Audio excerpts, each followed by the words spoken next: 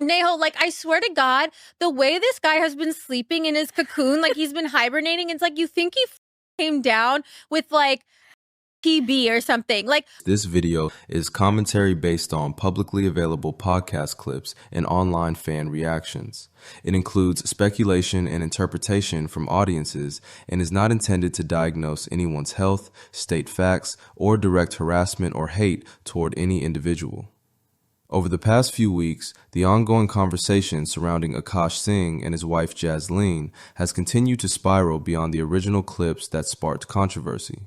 What started as debate over relationship dynamics has now evolved into something larger, with fans dissecting every new appearance, comment, and offhand remark for subtext. The latest moment to catch fire online involves Akaash being described as sick and what many believe that actually means. On a recent podcast, Jasleen mentioned that Akaash had been sick for about a week and complained that he had been doing nothing during that time. On the surface, it sounded like a fairly ordinary comment between partners, but given the context of everything that's happened lately, flagrant fans didn't hear it as casual or harmless. Many took it as yet another public dig at him, reinforcing what they see as a growing pattern of disrespect. Dog mom. And except when Akaash comes home from a very rough weekend, did like 3-4 shows, and she goes, "Can you walk happy?" Because I'm tired. Honestly, yes, retweet, but also Akaash hasn't been doing shit for happy this week because he's been sick. Oh, so wait, also whatever. Men being sick, horrible. I hate men being sick. It's the worst genre of man. They're so, Neho, like, I swear to God, the way this guy has been sleeping in his cocoon, like he's been hibernating, it's like you think he came down with like TB or something. Like, girls, like, this is a true story. Before I had my gallbladder emergency surgery, I was in so much pain, but I had an interview to do for journalism school for a project. And I was like, well, I should just get the interview done. I did the interview, then went to the emergency room. That's how tough girls Guys are. Guys get like sissies truly when they're sick. Like, it's a little cold. It's like, oh, can you please get me a blanket and soup? And of course I do that. I love my mans. I do it, but I'm like, here. Man up. Man up.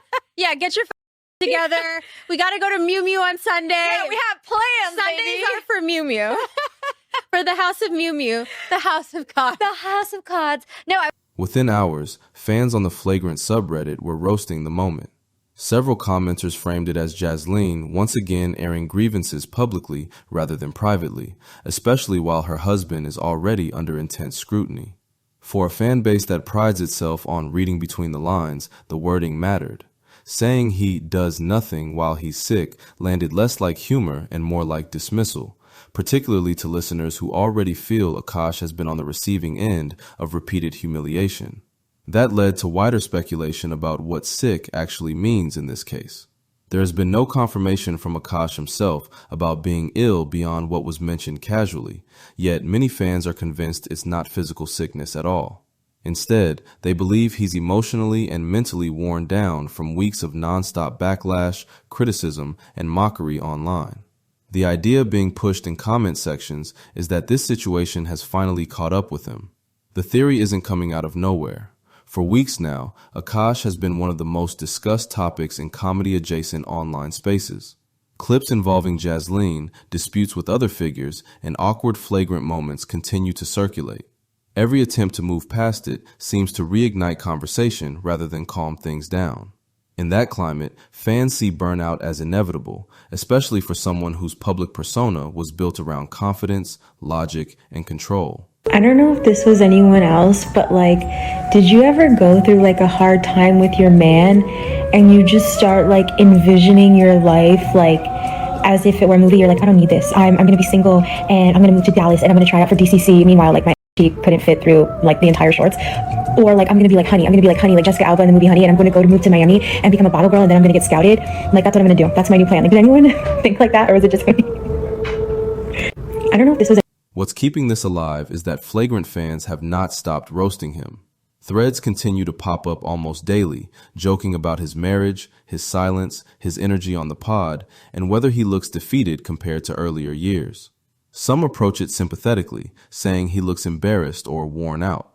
Others are far less charitable, framing the entire situation as self-inflicted due to ignoring red flags and doubling down publicly. The conversation has also moved well beyond Flagrant's core audience. Asian and Desi podcasters are openly discussing the situation, often framing it through the lens of masculinity, self-respect, and cultural expectations placed on South Asian men in relationships.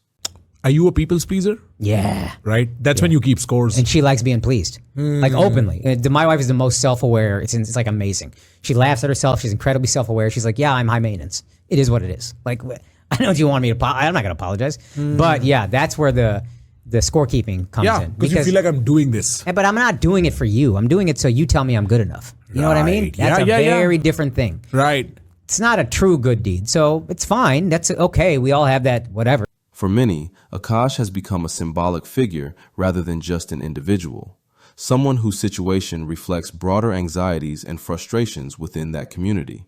At the same time, psychology-related content has been folded into the discourse.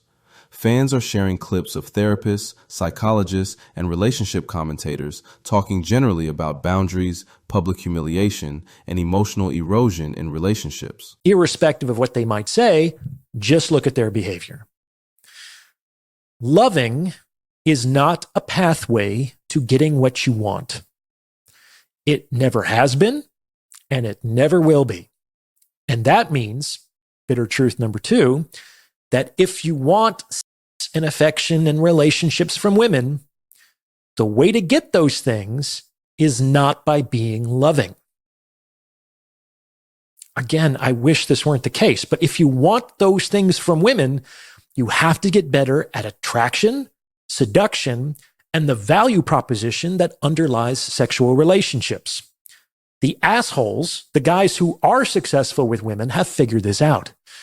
You don't get what you want from women by loving them. I wish you could, but I was not consulted in the design phase. This doesn't necessarily mean that you never love or learn to love. Certainly, learning how to love is very useful. It grows you, matures you, makes you a better human being. But it doesn't get you laid. It doesn't get you a relationship. And it doesn't get you the other things that you might want from a woman. So it's important to choose the right tool for the job. In any case, while these professionals are not talking about Akaash directly, commenters regularly apply their words to him, treating his situation like a real-time case study. That's where the sick narrative gains extra weight. To many viewers, it feels symbolic. Whether true or not, it represents someone who looks drained, subdued, and unlike the person they used to watch. When Jasleen says he's sick and doing nothing, people aren't hearing about a cold. They're hearing confirmation of a bigger collapse they believe they're already witnessing. None of this means those interpretations are accurate. There's a very real possibility that Akaash is simply under the weather, and none of the speculation reflects reality. But online narratives don't wait for confirmation. Once a storyline fits existing beliefs, it spreads fast, and every new detail gets absorbed into it.